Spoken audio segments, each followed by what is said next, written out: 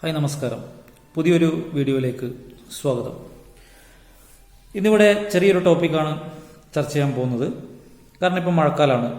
പല വീടുകളിലും കേബിൾ നെറ്റ്വർക്കിലും DTHലും പലതരം കംപ്ലയിൻസുകൾ വരുന്നുണ്ട്. അപ്പോൾ നമ്മളത്യാവശ്യം നമ്മുടെ വീട്ടിൽ ഡിഷൊക്കെ ഉള്ളതാണ്. നമ്മുടെ നാട്ടിലാരും സി ബാൻഡ് ഡിഷൊന്നും ട്രാക്ക് ചെയ്യുന്നില്ല.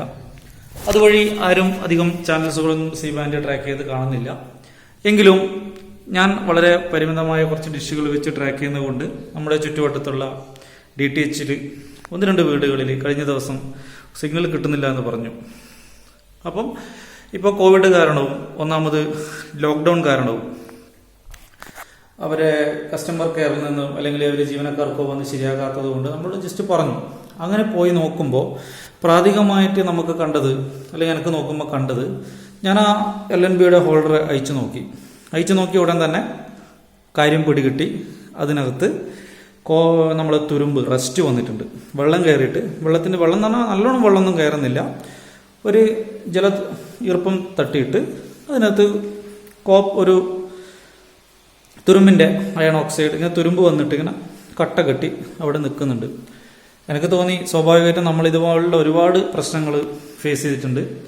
കാരണം നോർമൽ കേബിൾസ് നമ്മൾ ഉപയോഗിക്കുന്ന സമയത്ത്, അതായത് മാർക്കറ്റിൽ നിന്ന് കിട്ടുന്ന 8 രൂപക്കും 10 രൂപക്കും 12 രൂപക്കും കിട്ടുന്ന സാധാരണ കേബിൾ വാങ്ങിയിട്ട് വീട്ടിൽ ഉപയോഗിച്ച് നോക്കുമ്പോൾ ഇതേ പ്രശ്നം നമുക്കും വന്നിട്ടുണ്ട്. കാരണം 1-2 വർഷം കാണുമ്പോൾ സിഗ്നൽ കട്ടാവും. വേറെ പ്രശ്നമൊന്നും കാണൂല, വയർ ഊരിയിട്ടുണ്ടാവില്ല, LNB ഒന്നുണ്ട്. നമ്മൾ വിചാരിക്കും LNB പോയതാണ്, അല്ല. അപ്പോൾ ഈ പറഞ്ഞ സ്ഥലത്ത് വെള്ളം കയറിയിട്ട് റസ്റ്റ് അഥവാ അയണിൻ്റെ പൊടി ഉണ്ട്. അതുപോലെ എൻ്റെ ഡൈസിക് സ്വിച്ച് ഇതുപോലെ അടിച്ചു പോയി 8 പോർട്ടിൻ്റെ. നോക്കുമ്പോൾ 2 പോർട്ടിനകത്തേക്ക് ഈർപ്പം തട്ടിയിട്ട് അവിടെ റസ്റ്റ് വന്നു. അപ്പോൾ അത് കേബിളിലൂടെ വന്നതാണ്. ആ കേബിള് റസ്റ്റായി, അങ്ങനെ അത് ഷോർട്ടായി പോയി. അപ്പോൾ ഇതിനൊക്കെ കാരണം നമ്മൾ അന്വേഷിക്കുമ്പോൾ നമുക്ക് ബോധ്യപ്പെടുക ഇത് വില്ലൻ കേബിളാണ്. എന്തുകൊണ്ട് വന്നു? ഇന്നിപ്പോൾ മാർക്കറ്റിൽ പല ടൈപ്പ് കോയാക്സൽ കേബിളുകളുണ്ട്. എന്താണ് കോയാക്സൽ കേബിൾ എന്നും കോയാക്സൽ കേബിളിൻ്റെ തിയറിയൊന്നും ഞാനിപ്പോൾ ഇവിടെ വിവരിക്കുന്നില്ല. എങ്കിലും സാധാരണ നമ്മൾ കോയാക്സൽ കേബിളിന് എന്താണ് കാണാൻ പറ്റുക? പുറത്ത് ഒരു ഇൻസുലേഷൻ ഉണ്ടാവും. അതുകൂടാതെ ഒരു മെഷ് അഥവാ മെറ്റാലിക് ഷീൽഡ് ഉണ്ടാവും. അതിനുള്ളിൽ ഇന്നർ ഡൈലക്ട്രിക് ഇൻസുലേറ്റർ എന്ന് പറയുന്ന ഒരു വള്ള ഉണ്ടാവും. അതിനകത്താണ് കോപ്പർ വയർ അഥവാ സെൻട്രൽ കോർ എന്ന് പറയപ്പെടുന്ന കോപ്പർ വയർ ഉണ്ടാകുന്നത് അവിടെയാണ്. ഇതാണ് ആക്ച്വലി വില്ലനാവുന്നത്. അവിടെ പല ടൈപ്പ് കേബിൾസുകൾ, ഒറിജിനൽ സോളിഡ് പ്യുവർ കോപ്പർ ഉപയോഗിക്കുന്ന കേബിളുണ്ട്. അതിന് നല്ല വില കൂടുതലാണ്. ഒപ്പം അതിൽ കോപ്പർ കോട്ടഡ് സ്റ്റീലുണ്ട്. അതിന് മീഡിയം റേഞ്ച് വിലയായിരിക്കും. നമ്മൾ ഫിനോലെക്സ് പോലുള്ള കമ്പനികൾ കൂടുതൽ കോപ്പർ കോട്ടഡ് സ്റ്റീലാണ് ഉപയോഗിക്കുന്നത്. അതായത് ആ പ്യുവർ കോപ്പറിന് പകരം അതിൻ്റെ നടുവിൽ സ്റ്റീലായിരിക്കും. മിക്ക മെറ്റീരിയൽ സ്റ്റീലായിരിക്കും, പുറത്ത് മാത്രം കോപ്പറിൻ്റെ കോട്ടിങ് വരും. ഈ കോപ്പറും കൂടിയാണ് നമ്മൾ കണ്ടക്ഷൻ സാധ്യമാകുന്നത്. ഒപ്പം അലുമിനിയവും നല്ല ചാലകമാണ് വൈദ്യുതിയുടെ. പക്ഷെ ഇവിടെ വൈദ്യുതിയല്ല പോകുന്നത്, ഇലക്ട്രോ മാഗ്നറ്റിക് തരംഗങ്ങളാണ് പോകുന്നത്. ഹൈ ഫ്രീക്വൻസിയിലുള്ള ഇലക്ട്രോ മാഗ്നറ്റിക് വേവ്സ് ആണ് നമ്മളെ കേബിളിലൂടെ പോകുന്നത്. പിന്നെ ഒരു തരം കേബിളുണ്ട്, ലോക്കൽ കേബിൾസ് എന്ന് പറയുന്നത്. അത് 1 വർഷം നമ്മൾ വെയിലിന് വെച്ചാൽ സിക്സാഗ് പോലെ, പാമ്പ് വളഞ്ഞ പോലെ ഒരു പൊസിഷൻ ഉണ്ടാവും. അല്ലെങ്കിൽ വളഞ്ഞ് ബെൻഡായി അതൊക്കെ നോക്കുമ്പോൾ അതിൻ്റെ രൂപമൊക്കെ ഷേപ്പിലൊക്കെ വ്യത്യാസപ്പെട്ട്.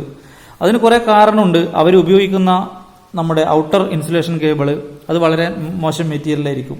പ്ലാസ്റ്റിക് ജാക്കറ്റ് എന്ന് പറയും, പുറത്തുള്ള കറുപ്പ്. അത് നല്ല നല്ല കമ്പനിക്ക് നല്ലതുണ്ടാവും. ഫിനോലെക്സിൻ്റെ നമ്പർ 1 ഉണ്ട്. അതുപോലെ യൂറോസ്റ്റാറിൻ്റെ ഉണ്ട്. അതിനൊക്കെ 100 മീറ്ററിന് ഏകദേശം ബൾക്കായിട്ട് വാങ്ങുമ്പോൾ നമുക്ക് 2000 രൂപ, 1900 അല്ലെങ്കിൽ 2000 രൂപ, 1850, 2000 രൂപ 100 മീറ്റർ. അത് 100 മീറ്റർ കറക്റ്റ് ഉണ്ടാവില്ല, 95 മീറ്ററിന് അത്രയും വില ഉണ്ടായിരിക്കും. അതേസമയം ലോ ടൈപ്പിന് 1300, 1000 രൂപക്കൊക്കെ 100 മീറ്ററിന് കിട്ടും. Law type. മീഡിയം ടൈപ്പ് ആണെങ്കിൽ 1400. കൈത്തിരിയ പോലുള്ള കേബിൾസൊക്കെ അതിൽ സ്റ്റീലാണ് ഉപയോഗിക്കുന്നത്. എന്ന് മാത്രമല്ല ഇതിൽ കോപ്പർ മെഷ് ഉണ്ട്, മെറ്റാലിക് ഷീൽഡ്. അതായത് നമ്മളെ പുറത്തത്തെ ഇൻസുലേഷൻ കട്ട് ചെയ്ത ഉടനെ ട്വിസ്റ്റഡ് ഇങ്ങനെ പെയറിൽ ഇങ്ങനെ കാണിക്കുന്ന സാധനം. നല്ല ക്വാളിറ്റിയുടെ കോപ്പർ വയറാണെങ്കിൽ അതിൽ നിറയെ ഉണ്ടാവും, നമ്മൾ വലിച്ചാലൊന്നും പൊട്ടില്ല. അതേസമയം ലോ ക്വാളിറ്റി കേബിളിൽ അത് നമ്മൾ ജസ്റ്റ് കൈ കൊണ്ട് ഇങ്ങനെ ചിരണ്ടി കളയുമ്പോൾ തന്നെ അടർന്ന് പൊളിന്ന് പോവും. നമ്മുടെ ഈ കേബിൾ സിഗ്നൽ പാസ് ചെയ്യുന്നതിൽ നിർണായക ഒരു ഘടകമാണ് KU mesh, copper mesh, CU mesh എന്ന് പറയുന്ന കോപ്പർ മെഷും ഒപ്പം മെറ്റാലിക് ഷീൽഡ് എന്ന് അതിനെ പറയുക. ഈ സാധനത്തിന്റെ ക്വാളിറ്റിയും കൂടെ കേബിളിന്റെ മൊത്തം ക്വാളിറ്റിനെ ആശ്രയിച്ചിരിക്കും. ഒപ്പം നമ്മളെ central core wire pure aluminium ആണോ, പ്യുവർ കോപ്പർ ആവണം. അതിൽ വ്യത്യാസം വരുമ്പോൾ ഈ ക്വാളിറ്റിയിൽ വ്യത്യാസം വരുന്നുണ്ട്. അതേസമയം നമ്മൾ ഈ 3 വയറും ഫ്രഷ് ആയിട്ട് എടുത്ത് സിഗ്നൽ എടുത്താൽ നോക്കിയാൽ നമുക്ക് ഈ 3 വയർ വെച്ച് ചെക്ക് ചെയ്യുമ്പോൾ ഒരേ സിഗ്നലും ഒരേ ക്വാളിറ്റി ആയിരിക്കും തീർച്ചയായിട്ടും നമുക്ക് കിട്ടുക. അതിൽ യാതൊരു സംശയമില്ല. ഈ 3 വയറും ഒരേ സമയം പുതിയതെടുത്തിട്ട് ഒരു പുതിയ ആന്റിനയിൽ നിന്ന് കണക്ഷൻ കൊടുത്തു കഴിഞ്ഞാൽ നമുക്ക് കിട്ടുക ഒരേ സിഗ്നലും ഒരേ ക്വാളിറ്റി ആയിരിക്കും. അതേസമയം ഈ ഒറിജിനൽ വയർ നമ്മൾ 10 വർഷം ഉപയോഗിച്ചാലും 15 വർഷം ഉപയോഗിച്ചാലും ഇതിൽ വലിയ വ്യത്യാസം വരുന്നില്ല. അതേസമയം ഏറ്റവും ലോ ക്വാളിറ്റിയിൽ നമ്മൾ കേവലം 1 വർഷത്തെ സീസൺ കഴിയുമ്പോൾ തന്നെ അതിൽ റസ്റ്റ് വരാൻ തുടങ്ങും, പ്രശ്നങ്ങൾ ഉണ്ടാക്കാൻ തുടങ്ങും. വിലയിലും വ്യത്യാസമുണ്ട്, ഗുണത്തിലും വ്യത്യാസമുണ്ട്. ഏതൊരു സാധനം ഫസ്റ്റ് ഹാൻഡും സെക്കൻഡ് ഹാൻഡും തേർഡ് ക്വാളിറ്റി ഉണ്ടല്ലോ. First quality, second quality, third quality. അതുപോലെ കേബിളിലും ഇതേപോലെ ക്വാളിറ്റി ഉണ്ട്. ഇപ്പോൾ ഈ വീഡിയോ ശ്രദ്ധിക്കുക. ഇത് ഏറ്റവും പ്യുവർ കോപ്പർ കേബിളാണ്. ഇതിൻ്റെ ഔട്ടർ ലെയർ നോക്കുക, അതുപോലെ അതിൻ്റെ കോറ് നോക്കുക. പ്യുവർ കോപ്പറാണ്. നമ്മളിങ്ങനെ ഡയറക്റ്റ് നോക്കിയാൽ തന്നെ കോപ്പർ കോട്ടഡ് സ്റ്റീലും അല്ലെങ്കിൽ കോപ്പർ കോട്ടഡ് അലോയും അല്ലെങ്കിൽ കോപ്പർ ഒറിജിനൽ സോളിഡ് കോപ്പറിൻ്റെ വ്യത്യാസം മനസ്സിലാവും. അതിൻ്റെ തിക്നെസ് തന്നെ അല്പം വ്യത്യാസമുണ്ട്, നല്ല കാർഡുണ്ട്. അപ്പോൾ ഇതിനകത്ത് നമ്മളിത് നോക്കുക, സെൻട്രൽ ഇതിൽ ഒരുപാട് പിരികളുണ്ട് നമ്മളെ കോപ്പറിൻ്റെ. ഇപ്പോൾ ലോക്കൽ കേബിളാണെങ്കിൽ അത് പെട്ടെന്ന് തന്നെ ഇങ്ങനെയൊന്നും നമുക്ക് കിട്ടൂല വിടർത്താൻ. അപ്പോൾ തന്നെ അത് പൊടിഞ്ഞു പോകും. അപ്പോൾ നല്ല ക്വാളിറ്റി ഉപയോഗിച്ചാൽ നമുക്ക് ദീർഘകാലം നിൽക്കാം. വില അല്പം കൂടുതലാണ്. അതായത് 100 മീറ്റർ നമ്മൾ വാങ്ങുമ്പോൾ നമുക്കൊരു 500 രൂപയുടെ ഡിഫറൻ്റാണ്.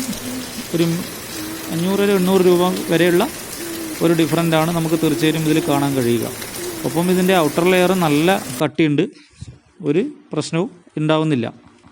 അതേസമയം അവിടെ നിങ്ങൾ ലോ ക്വാളിറ്റി കേബിൾ ഉപയോഗിച്ചാൽ അവരിത് വ്യത്യാസം കാണുമെന്ന് മാത്രം. അപ്പോൾ എല്ലാവരും ശ്രദ്ധിക്കുക, ക്വാളിറ്റിയുള്ള കേബിളുകൾ തന്നെ ഉപയോഗിക്കുക. ഇതിൻ്റെ ഫോട്ടോസ് നോക്കുക, ഇത്രമാത്രം നടുവിലുള്ള ഒരു ഇൻസുലേഷൻ മെറ്റീരിയൽ ഉണ്ട്, അതിൻ്റെ ക്വാളിറ്റി നോക്കുക. ചിത്രത്തിൽ കാണുമ്പോൾ തന്നെ വളരെ നല്ല വ്യത്യാസമുണ്ട്. അപ്പോൾ ഇത്തരം നല്ല ക്വാളിറ്റി കേബിളുകൾ എല്ലാവരും ഉപയോഗിക്കണമെന്നാണ് സജസ്റ്റ് ചെയ്യാനുള്ളത്. അങ്ങനെയാണെങ്കിൽ ദീർഘകാലം നമുക്ക് പ്രശ്നങ്ങളൊന്നും ഇല്ലാതെ നിലനിൽക്കും. ഏതായാലും നമ്മൾ ആൻറ്റിനയെ ട്രാക്ക് ചെയ്യുമ്പോൾ ഒരു നിർണായകമാണ് ഈ കേബിൾ എന്ന കാര്യത്തിൽ യാതൊരു സംശയവുമില്ല. അപ്പോൾ എല്ലാവരും നല്ല ക്വാളിറ്റി ഉപയോഗിക്കുക. പ്യുവർ സോളിഡ് കേപ്പറോ അല്ലെങ്കിൽ കോപ്പർ കോട്ടഡ് സ്റ്റീലോ ഉപയോഗിക്കുക. അതിന് താഴേക്ക് നമ്മൾ പോകരുത്. അപ്പോൾ പുതിയൊരു വീഡിയോ ആയിട്ട് വീണ്ടും നമുക്ക് കാണാം. എല്ലാവരും ഒന്ന് ലൈക്ക് ചെയ്യുക, സബ്സ്ക്രൈബ് ചെയ്യുക. Okay, thank you.